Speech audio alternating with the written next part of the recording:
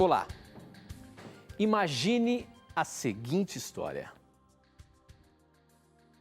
Você, quando criança, foi violentado por um parente seu, um tio, um primo, quem sabe até mesmo pelo irmão. Agora, na sua idade adulta, não consegue perdoar essas pessoas que te maltrataram na sua infância. Isso machuca você e você sente uma raiva, um ódio mortal dessas pessoas. Como ficaria a questão do perdão? Como Deus entende isso? Se você não consegue perdoar, Deus compreende você? Deus aceita essa situação? Ou será que você deve perdoar, mesmo não conseguindo? Como resolver esse problema que parece que não, mas que muitas vezes é muito comum? Esta e muitas outras questões você vai acompanhar agora, pois está no ar, na mira da verdade.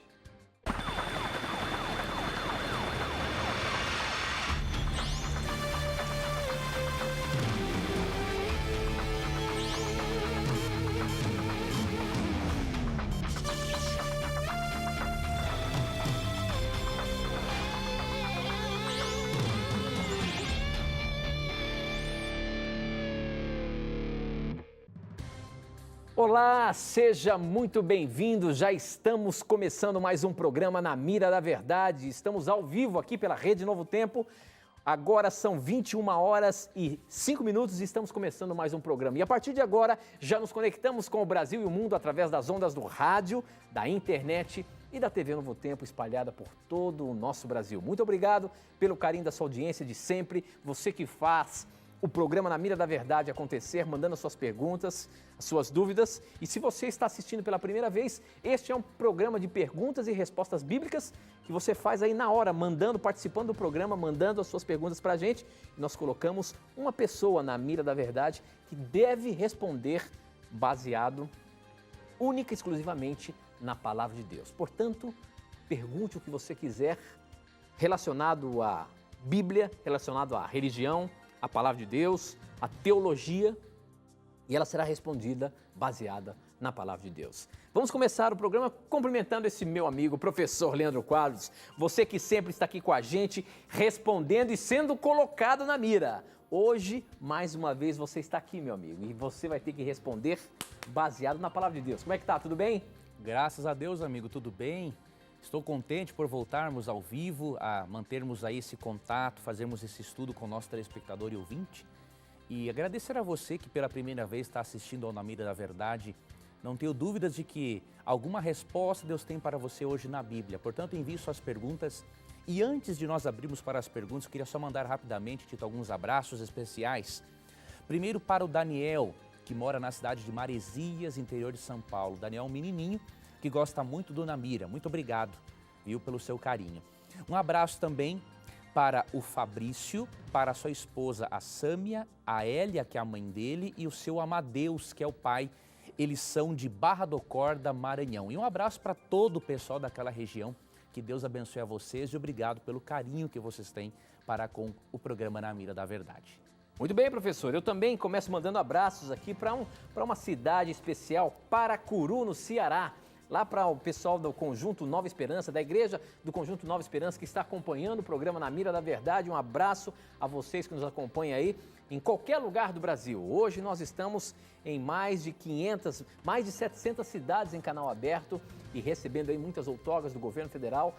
Se você ainda não tem um canal aberto, quem sabe a qualquer momento você vai ter um canal aberto aí na sua cidade. Obrigado por você já estar nos assistindo, seja pela TV por assinatura, as várias TVs por assinatura, ou quem sabe você que tem uma parabólica que está nos assistindo. Você pode nos sintonizar através da sua parabólica também. Basta você ter o receptor digital e sintonizar o canal da Esperança, a TV Novo Tempo. Muito obrigado pela sua participação e a você, os nossos ouvintes da rádio que estão em conexão com a gente ao vivo. Você que está nos ouvindo através da Rádio Novo Tempo, seja muito bem-vindo. Esse é o programa Na Mira da Verdade e obrigado pelo carinho da sua audiência também. Bom, professor, vamos começar o programa porque essa questão é realmente uma questão bombástica. Chegou um SMS sobre essa questão. Por isso que eu fiz questão de abrir o programa com esse assunto que é bastante comum. Veja só o que foi perguntado.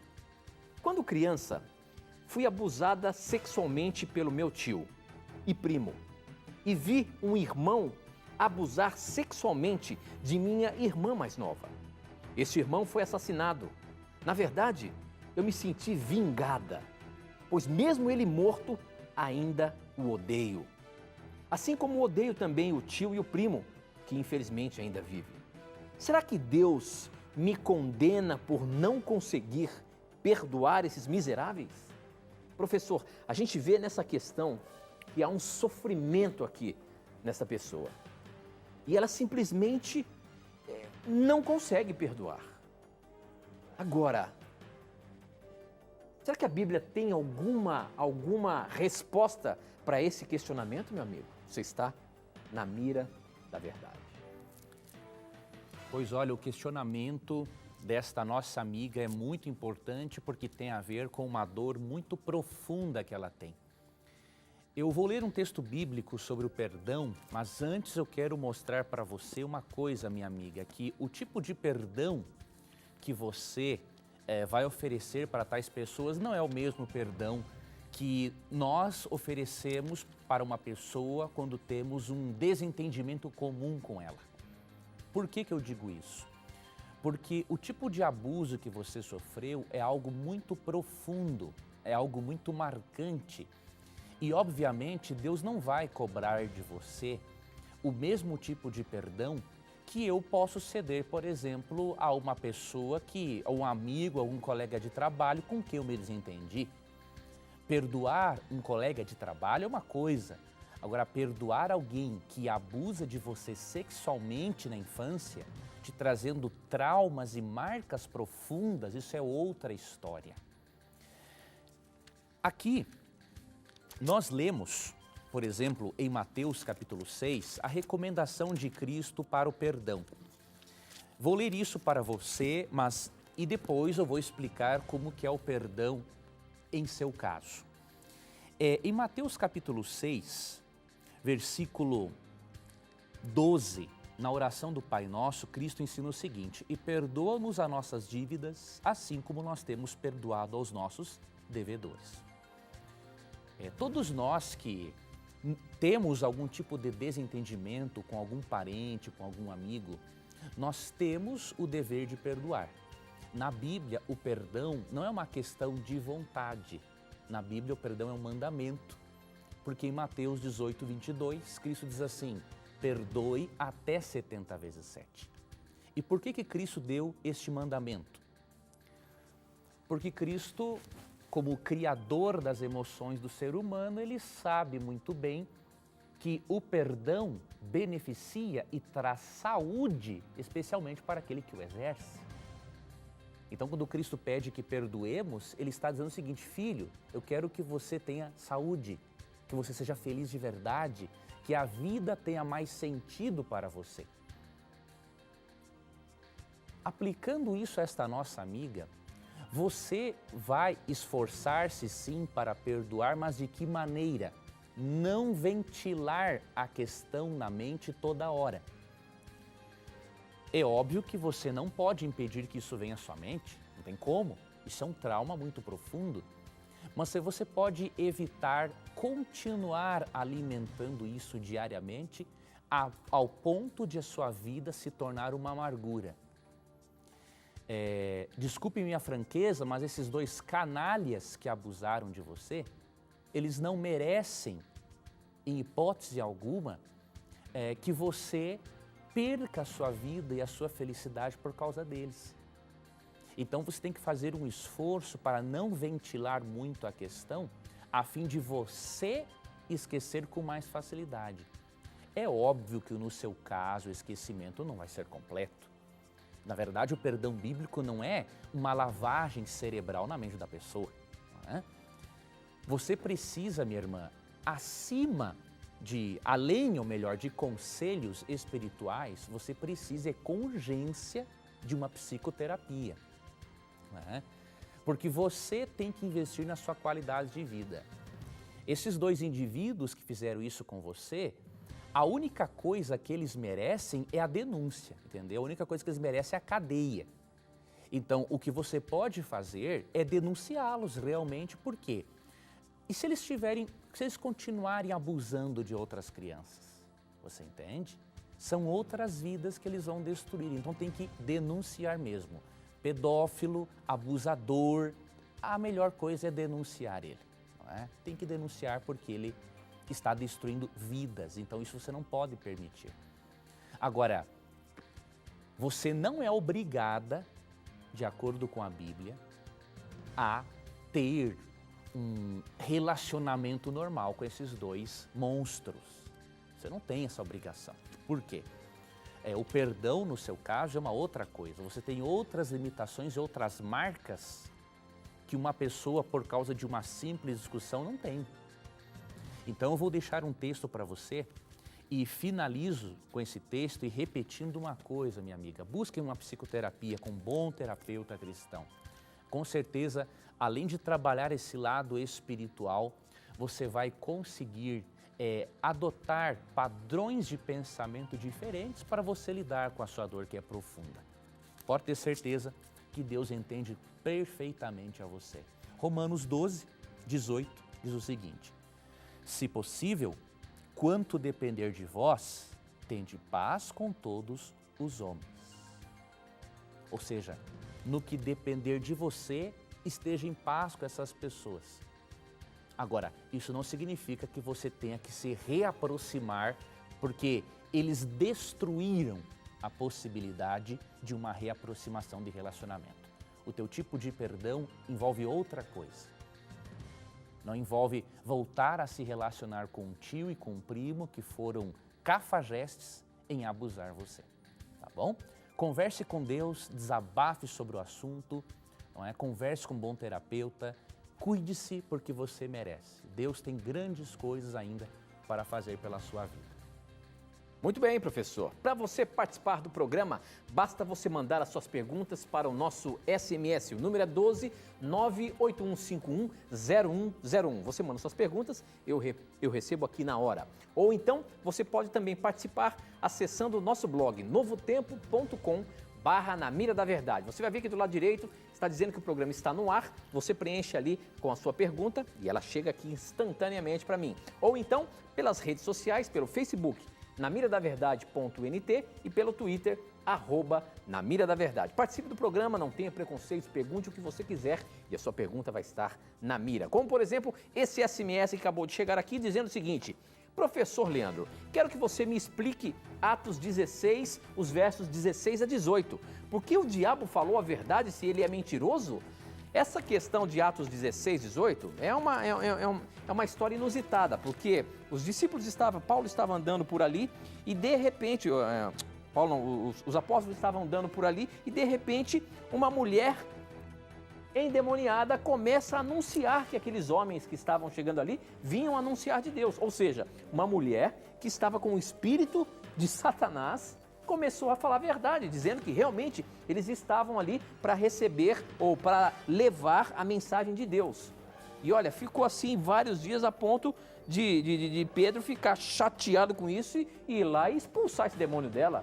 Agora, a pergunta é a seguinte, professor: se o diabo é mentiroso, por que ele estava lá simplesmente falando realmente que aqueles homens estavam ali para anunciar do amor de Deus? Qual foi a estratégia do inimigo? O que a Bíblia fala sobre isso, meu amigo?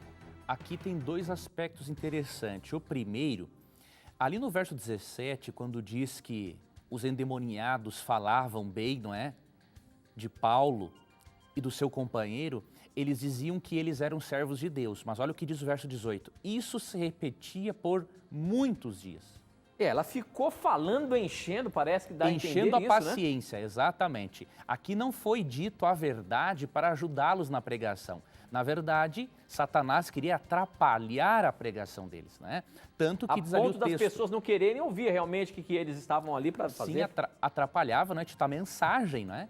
Então, diz assim, ó, então Paulo, já indignado, voltando-se, disse ao espírito, em nome de Jesus Cristo te mando, retira-te dela. Ou seja, aquele espírito estava falando da verdade, mas na verdade para atrapalhar a pregação de toda a verdade. E um outro aspecto, né, que mesmo que João 8,44 diga que Satanás é o pai da mentira, na verdade, uma mentira mais eficaz é aquela misturada com a verdade. Não é? Então, quando Satanás mistura verdade com mentira, aí ele tem mais eficácia nos seus planos, né? Muito bem, professor. Aqui pelo Facebook, eu estou olhando aqui, e a Luana Falcão pergunta o seguinte. Certa vez, fui questionada a respeito de Salomão pelo fato dele ter várias mulheres e por que isso acontecia. E ela quer saber o seguinte, será que isso era uma coisa cultural ou realmente Deus permitiu que Salomão tivesse várias mulheres e isso não fazia diferença para Deus? Porque se a gente sabe que Salomão ele foi um sábio dado, um dom, essa sabedoria de Salomão foi dada por Deus porque ele pediu sabedoria a Deus, ou seja, Deus cuidava dele, Deus escolheu ele para que construísse o templo. Agora, esse homem que era tão próximo de Deus tinha várias mulheres. Dá a entender de que Deus permitia isso e por que não hoje, meu amigo? Aqui é o seguinte, precisamos ter em mente algumas coisas. Eu vou ler primeiramente aqui o que está em 1 Coríntios, capítulo 10. 1 Coríntios, capítulo 10, versículo 11, diz o seguinte. Estas coisas lhe sobrevieram como exemplos e foram escritas para advertência nossa, de nós outros, sobre quem os fins dos séculos têm chegado. Aqui está falando de relatos históricos do povo de Israel e Paulo está dizendo que muitas coisas que foram registradas para servirem de exemplos para nós aprendermos com os erros e com os acertos dos personagens bíblicos. Isso significa que nem tudo aquilo que a Bíblia registra, ela apoia. Ela registra para a nossa informação e para nós aprendermos com os erros e os acertos das pessoas. A poligamia registrada na Bíblia não é registrada com o objetivo de nos impulsionar a sermos polígamos. Pelo contrário, é registrada para nos mostrar duas coisas. Primeiro, a misericórdia de Deus em perdoar pessoas influenciadas por uma cultura pagã e demonstra também as consequências trágicas que vieram sobre a vida dessas pessoas. Por exemplo, Salomão diz aqui, 1 Reis, capítulo 11, o seguinte sobre ele. Ora, além da filha de Faraó, amou Salomão muitas mulheres estrangeiras, moabitas, amonitas, edomitas, sidônias e etéias, mulheres das nações de que havia o Senhor dito aos filhos de Israel, não caseis com elas, nem casem elas convosco, pois vos perverteriam o coração para seguirdes os seus deuses. A esta se apegou Salomão pelo amor. Tinha 700 mulheres princesas, 300 concubinas, e suas mulheres lhe perverteram o coração. Então a Bíblia registra a poligamia de Salomão. Mostra que Deus foi misericordioso em perdoá-lo e tolerar até que ele buscasse uma reeducação do seu estilo de vida. Agora, a Bíblia não mostra Deus apoiando, pelo contrário, mostra que a poligamia de Salomão perverteu o coração dele. Então, todos os casos que você analisar na Bíblia, você vai perceber isso, os casos de poligamia. Deus perdoa, mas ao mesmo tempo, eles sofrem as consequências dos seus erros para eles aprenderem e para que nós também aprendamos.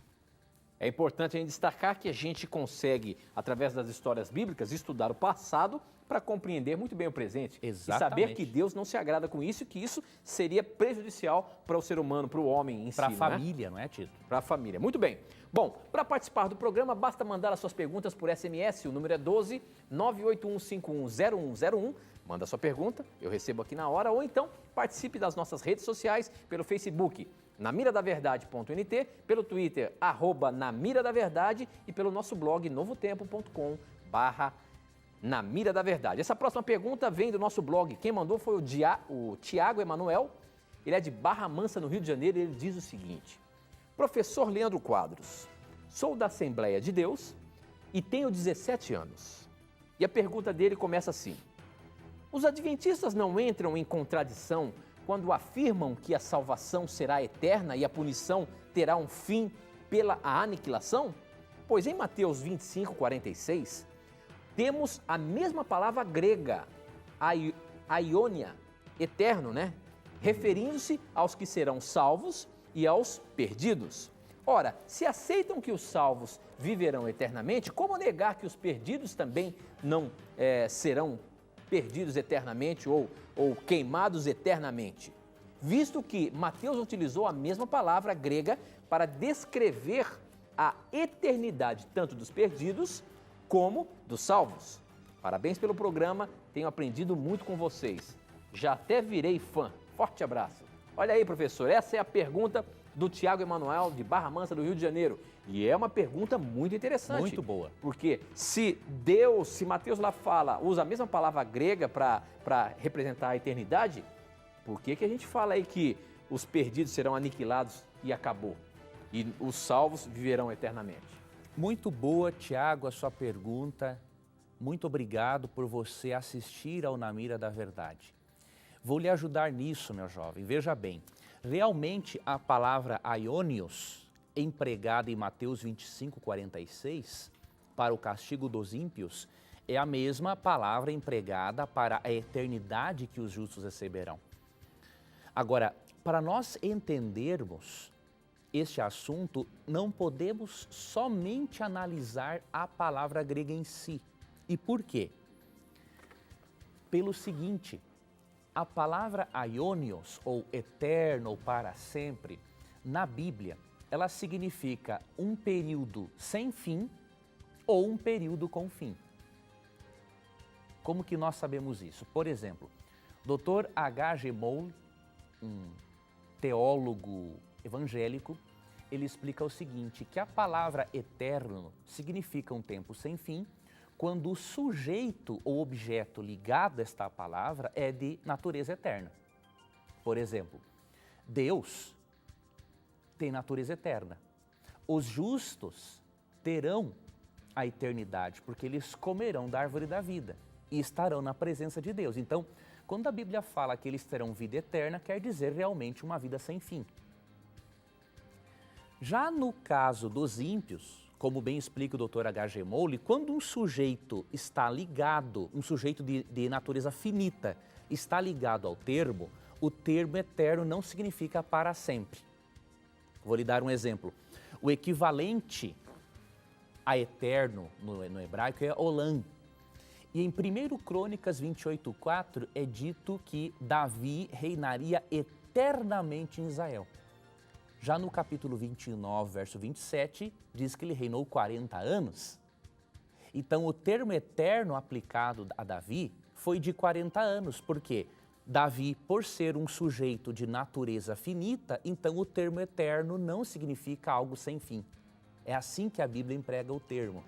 Agora, por que os ímpios não serão punidos, não sofrerão o castigo por toda a eternidade, no sentido de serem atormentados no lago de fogo? Pelo seguinte, olha o que diz 1 João 3,15.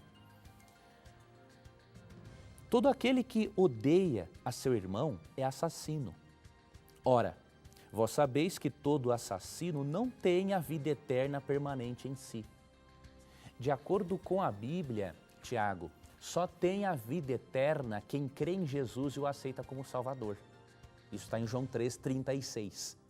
E aqui em 1 João 3,15 é dito que a pessoa que não se arrepende, né, que continua sendo um assassino, essa pessoa não tem a vida eterna permanente em si, ou seja, essa pessoa não vai comer da árvore da vida.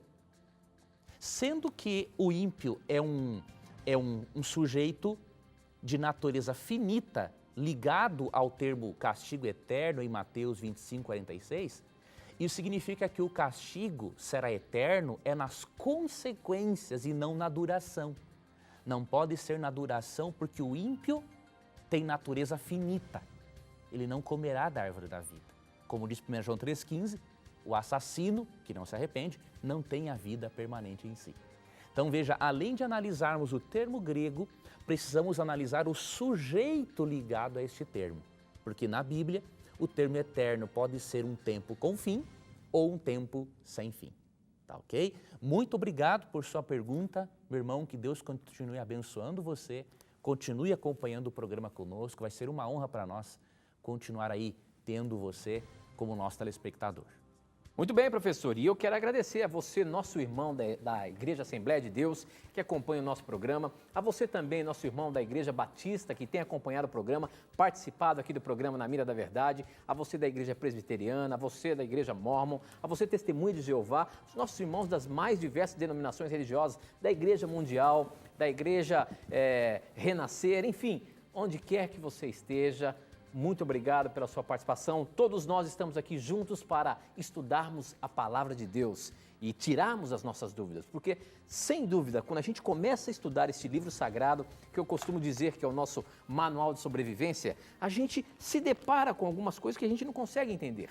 E aqui você tem a chance de poder aprender da palavra de Deus e colocar na mira da verdade e ver se o professor Leandro Quadros vai nos responder baseado única e exclusivamente nesse livro, porque não é a opinião da TV Novo Tempo, não é a opinião da Igreja Adventista do Sétimo Dia, não é a opinião do professor Leandro Quadros, nem do programa Na Mira da Verdade, mas o que a Bíblia nos diz a respeito da sua dúvida.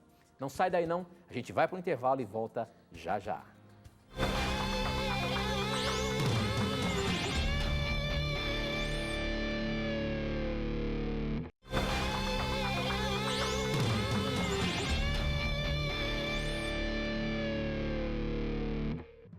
Já estamos de volta, agora são 21 horas e 33 minutos. Obrigado pelo carinho da sua audiência. Este é o programa Na Mira da Verdade e nós estamos aí entrando na sua casa. Obrigado por você nos receber aqui e participe do nosso programa mandando as suas perguntas. Para participar do programa, basta mandar as suas questões através do SMS. O número é 12 981510101. Você manda sua pergunta, eu recebo aqui na hora. Ou então, você pode acessar as nossas redes sociais pelo Facebook, namiradaverdade.nt, pelo Twitter, @namiradaverdade e também pelo nosso blog novotempo.com/namiradaverdade. Eu queria mandar um abraço todo especial para a cidade de Ouro Fino, que tem a TV aberta Novo Tempo aí, e em especial para a dona Maria Conceição Bassi e o seu João Mariano, que acompanham sempre a programação da Novo Tempo e gostam demais do programa Na Mira da Verdade. Um abraço a esse casal tão bondoso. E também um abraço para Foz do Iguaçu, no Paraná, o seu Orlando e a dona Rosa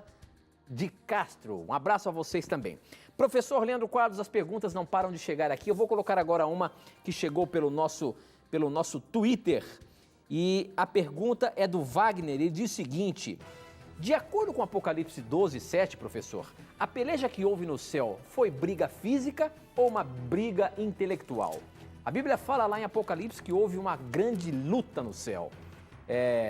E essa luta entre Jesus e os anjos caídos, entre o batalhão dos anjos do lado de Deus contra o batalhão dos anjos do lado de Satanás, houve uma peleja, uma luta, uma briga. E como que a gente entende isso? Essa briga foi literal ou foi apenas intelectual, professor? Muitos comentaristas tentam explicar esta batalha no céu dizendo que foi uma batalha intelectual porque eles pensam como os gregos, ou seja, o pensamento grego não consegue admitir, diríamos assim, algo físico ocorrendo entre seres espirituais. Só que a Bíblia não tem filosofia grega na Bíblia, né? Então, quando a Bíblia fala que houve uma peleja no céu, temos que entender que aqui é um pensamento hebraico prevalecendo. Então, quando fala em peleja, é pancadaria mesmo, né? Deus não chegou para Satanás no céu com aquele 1/3 de anjos e simplesmente falou o seguinte: olha, filhos, já que vocês se rebelaram contra mim, a porta da frente é a serventia da casa. Não foi assim. Tanto que no verso 9 é dito que Satanás foi o quê? Expulso. O termo expulsão envolve algo violento, né? Simplesmente verbal. E um texto que pode ajudar a você a ter mais certeza disso ainda, encontramos aqui no livro de Daniel, no capítulo 10. Daniel, capítulo 10, vou ler para você aqui o versículo... Deixa eu ver aqui, só verso 13, diz assim, ó. Aqui é Gabriel conversando com Daniel. Por que que Gabriel demorou para dar uma resposta de Deus à oração do profeta Daniel? E aqui Gabriel explica. Mas o príncipe do reino da Pérsia me resistiu por 21 dias.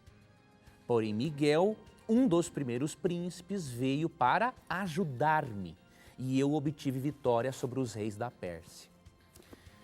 Será que um rei da Pérsia humano poderia resistir o poderoso anjo Gabriel por 21 dias? Vamos analisar um pouco mais. Será que Gabriel ficou 21 dias tagarelando, brigando, discutindo, batendo boca com este ser aqui? Claro que não. Os 21 dias que Gabriel teve durante esse período, enfrentar este demônio poderoso, foi uma briga mesmo. Tanto que Miguel teve que vir ajudá-lo. Então o conflito cósmico é algo bem real. E se nós tivéssemos olhos espirituais para vermos o que acontece ao nosso redor, com certeza, amigos, não veríamos bate-boca entre anjos. Veríamos um conflito cósmico ocorrendo em disputa pelo nosso coração. Muito bem, professor. A próxima pergunta aqui chegou pelo nosso blog novotempo.com/Na Mira da Verdade. A pergunta quem mandou foi o Fernando Torquato. Ele é de Osasco, São Paulo. Ele pergunta o seguinte. Minha pergunta, deixa eu ver aqui. Segue a minha pergunta. Sabemos que Deus... Aqui. Professor Leandro Quadros, segue a minha pergunta.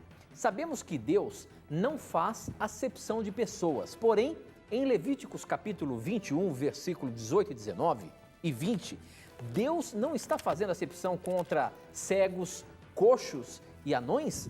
Olha aí, professor, nesse texto de Levítico, quando Deus separa ali as pessoas, os coxos, os cegos, os anões, separam isso, Deus não estava fazendo acepção de pessoas? Como é que é isso? Deus faz ou não faz acepção de pessoas? E nós devemos ou não devemos fazer acepção de pessoas, professor?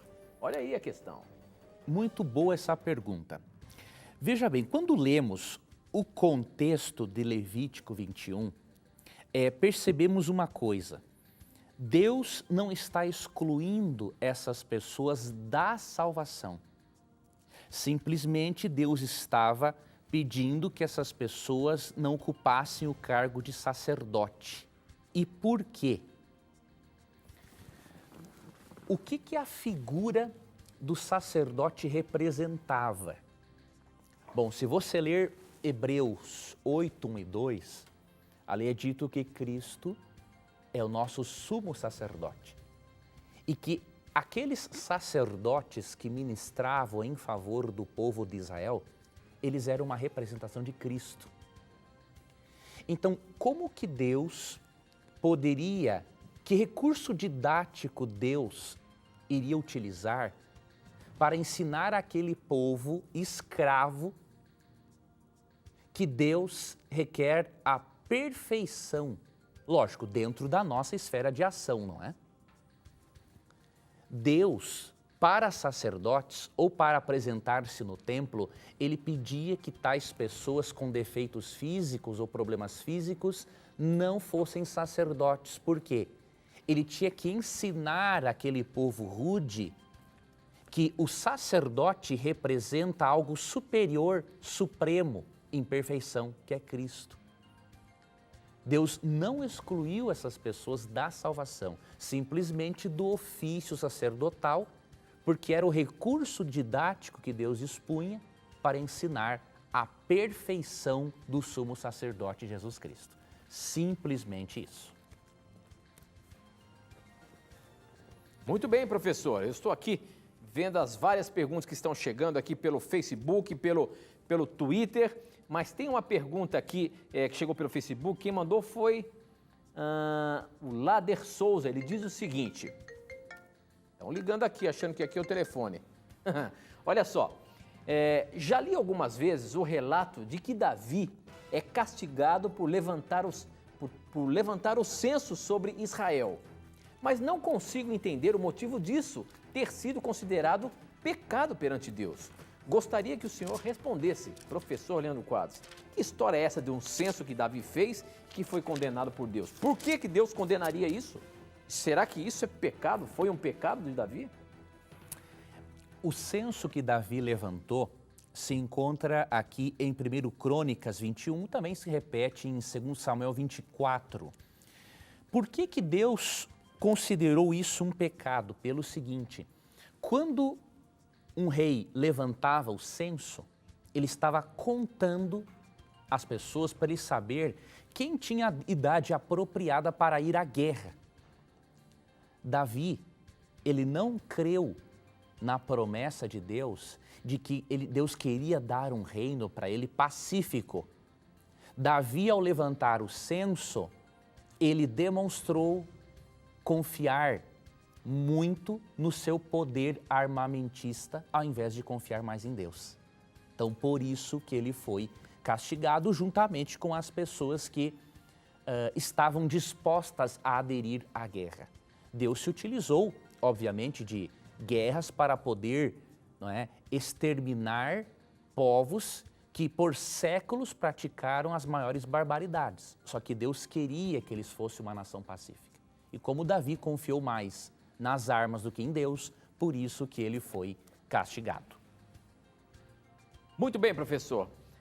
A próxima pergunta aqui chegou pelo nosso blog. Quem mandou foi o Renato, ele é de Casinhas, Pernambuco. Ele diz o seguinte: queria saber por que as Bíblias utilizadas pela Igreja Adventista são baseadas no corrupto texto crítico e não no texto Receptus.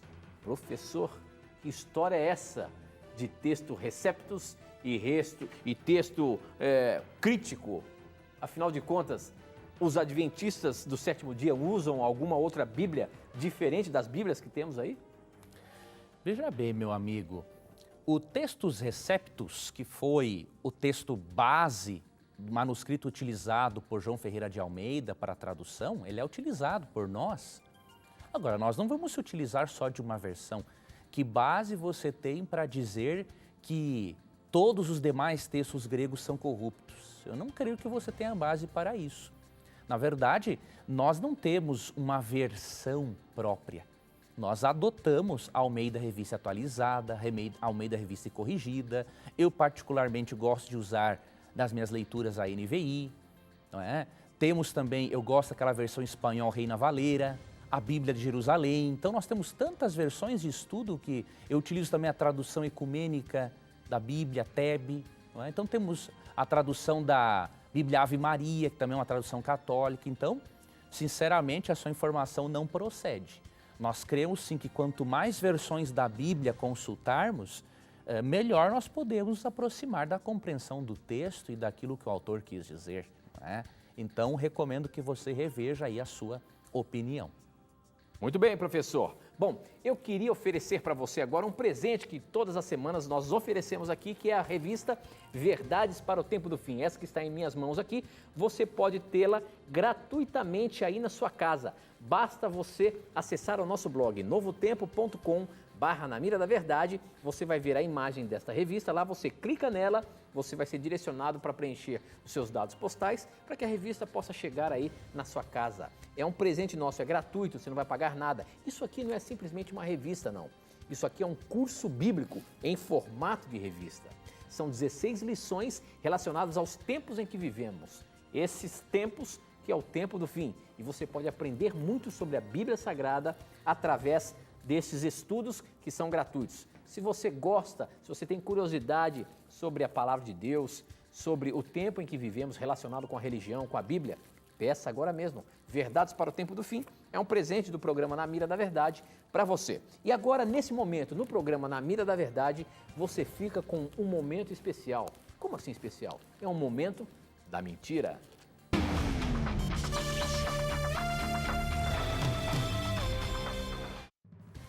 Hoje eu fiquei sabendo de uma mentira muito mentirosa, né? Um teólogo alegou, olha o que o indivíduo alegou, eu não sei como é que pode a criatividade das pessoas. Com base em Mateus capítulo 8, aqui em Mateus capítulo 8, do verso 5 até o 11, é descrita a cura de um servo, de um centurião romano. Um centurião romano era uma pessoa que liderava 100 soldados no Império Romano. E um teólogo alegou que quando Cristo curou à distância o servo desse centurião, Cristo não foi à casa dele pelo seguinte: segundo esse teólogo, Cristo curou à distância porque o centurião e o seu servo tinham uma relação homoafetiva. Então, por isso, Cristo não foi à casa dele. Eu quero dizer com muito respeito que esta é uma baita de uma mentira. Não tem base bíblica para acreditar nesta barbaridade por dois motivos. Primeiro, porque Cristo nunca fez acepção de pessoas.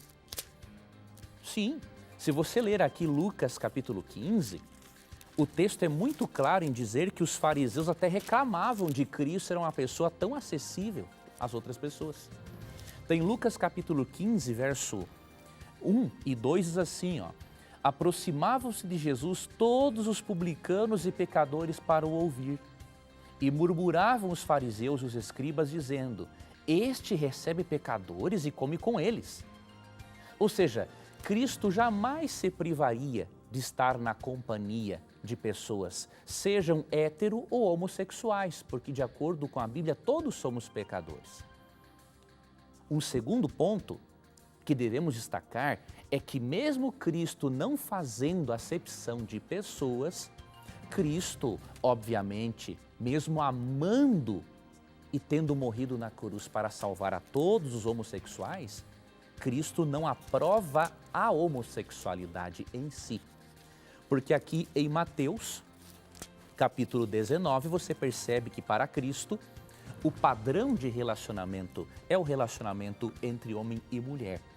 Então aqui, em Mateus capítulo 19, verso 4 diz assim, não tendes lido que o Criador desde o princípio os fez homem e mulher e que disse, por esta causa, deixará o homem pai e mãe e se unirá à sua mulher, tornando-se os dois uma só carne?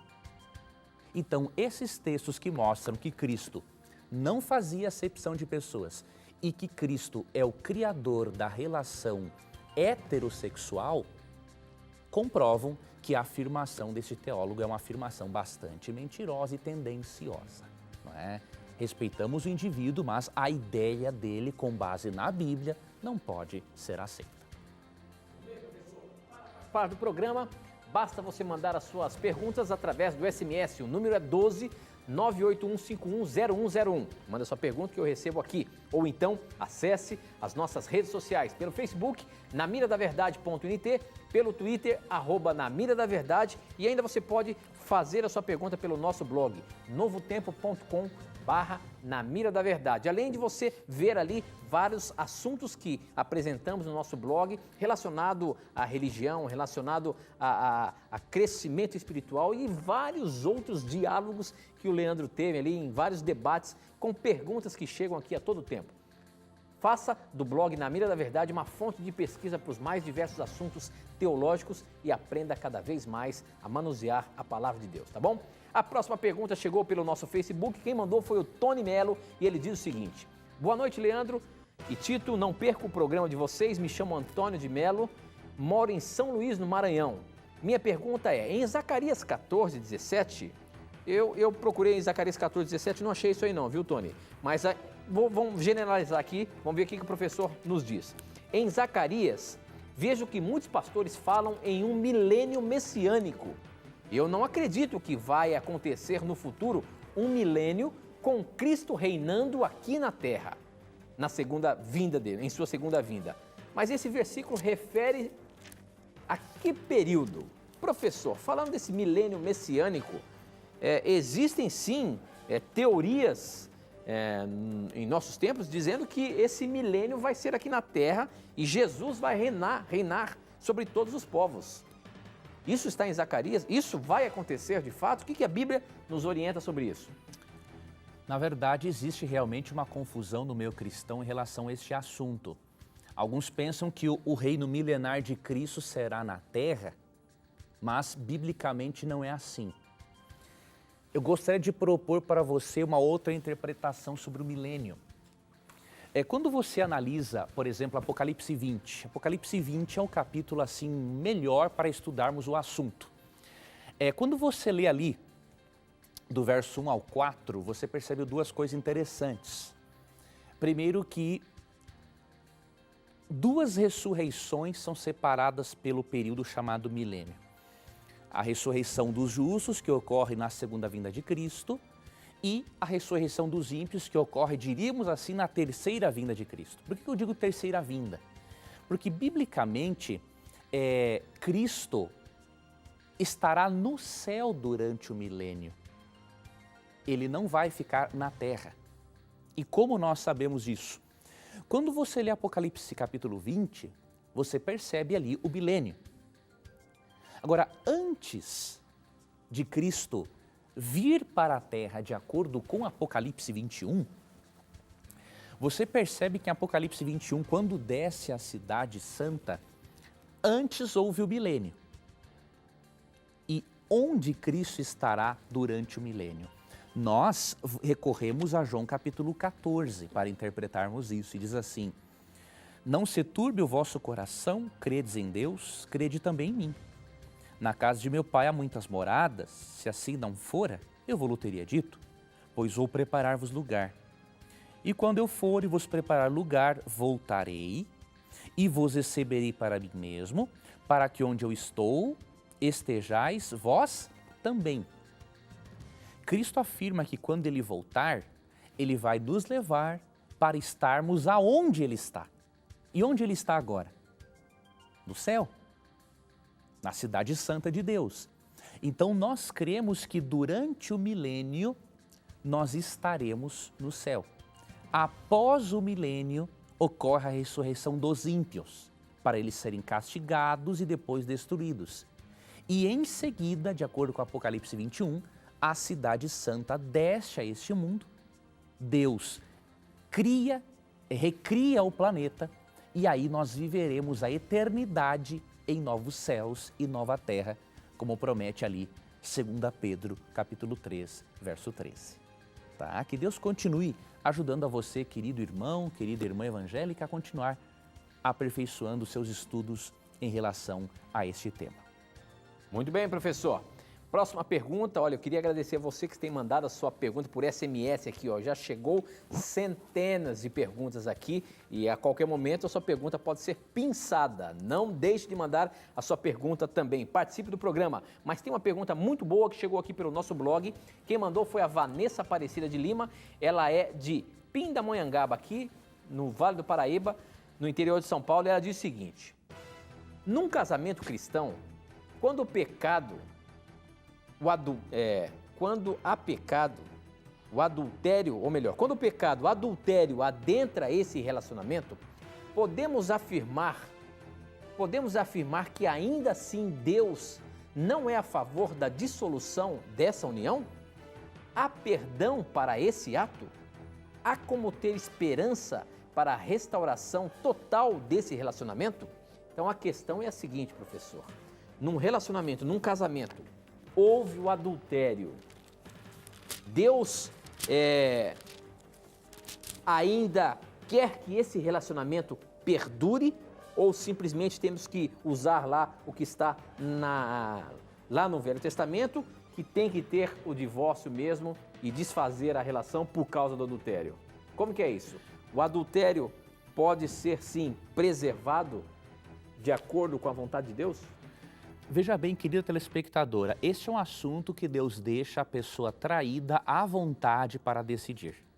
É mesmo? A Bíblia apresenta isso? Sim, aqui em Mateus 19:9 diz assim, ó: eu, porém, vos digo, quem repudiar sua mulher, não sendo por causa de relações sexuais ilícitas, e casar com outra, comete adultério. E o que casar com a repudiada, comete adultério. Deus deu a possibilidade para a pessoa traída decidir se ela vai querer continuar na relação ou se ela vai querer começar a vida com outra pessoa. É óbvio que se o cônjuge que traiu manifesta um arrependimento sincero, restabelecer a relação é muito melhor, é óbvio. Agora, Deus não obriga a pessoa a fazer isso. Por quê? Algumas pessoas conseguem suportar a ideia de terem sido traídas e restabelecer a relação. Outras pessoas não conseguem. Então, lógico que o ideal de Deus é que nunca existisse o divórcio, mas no mundo de pecado, infelizmente, nenhum de nós está livre.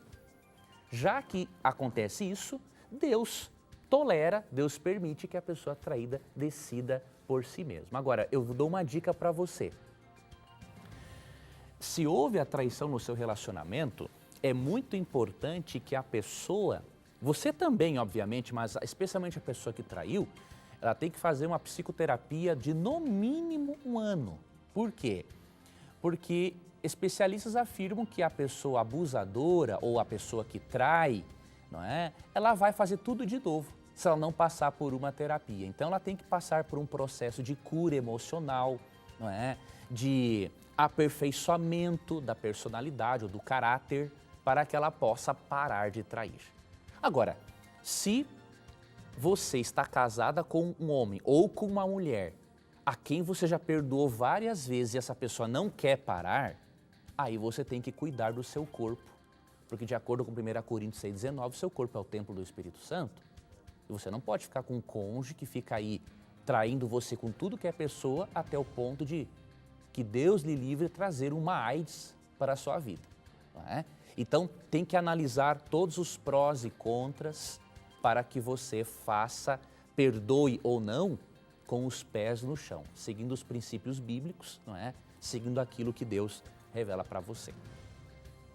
Muito bem, professor Leandro Quadros, eu queria agora agradecer as várias pessoas que vieram aqui assistir o nosso programa. Hoje nós temos aqui a presença da Janessa, da Isabela, a Janessa é de São Paulo, a Isabela e a Juliana é de Campo Grande, Mato Grosso do Sul, a Evelyn também é de São Paulo e a Marta, a dona Marta, é de Belém do Pará. Quero ver se vocês... estão bem, ó. Manda um abraço para vocês ali, dá um tchauzinho para a turma. Obrigado por vocês estarem aqui acompanhando o programa, tá bom? Professor Leandro Quadros, nós já estamos com o nosso tempo aqui quase terminando, mas eu preciso dar passar uma notificação aqui. Gente, é o seguinte, temos um irmão lá no Rio de Janeiro que tem um número exato ao programa Na Mira da Verdade, 981010101. Só que o DDD dele é 21 e o nosso é 12. Portanto, preste atenção quando você for fazer suas perguntas, não é 21 9810101. O nosso número é 12 98101, ou melhor, 8151-0101, tá bom? O DDD 12, tá bom? Participe do programa mandando suas perguntas pelo SMS, tá bom? Jorge Nader, obrigado por você escrever aqui para o nosso programa, tá bom? Professor, nós chegamos ao final, nosso tempo aqui não para, a gente tem que correr, mas eu quero te pegar terça-feira que vem, tá bom? Não, deixa eu dar um recado. Terça-feira que vem, nós vamos ter a reprise de um belo programa que foi discussão aqui por muito tempo, sobre a maçonaria. Então não perca, terça-feira que vem, a reapresentação do programa sobre a maçonaria, tá bom? Professor, a gente se encontra, sem ser nessa terça, na outra, ao vivo. Um abraço, Tito, Deus te guarde. Obrigado, amigo telespectador e ouvinte da Rádio Novo Tempo que nos acompanha simultaneamente. Deus abençoe a você e nunca se esqueça que sempre que você tiver a coragem de perguntar, a Bíblia vai ter a coragem de lhe responder. Aqui no programa você já sabe, sempre os seus questionamentos, sempre as suas dúvidas estarão na mira da verdade. Até o nosso próximo encontro. Tchau.